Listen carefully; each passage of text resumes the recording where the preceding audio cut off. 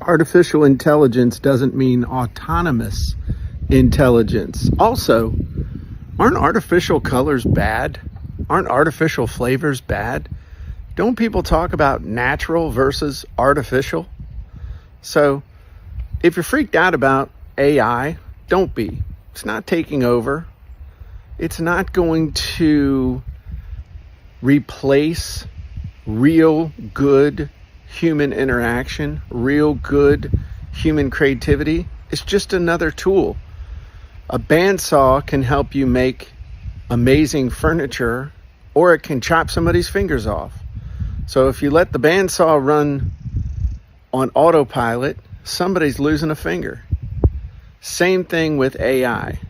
It's artificial intelligence, not autonomous intelligence. So take a chill pill and look at it like a tool.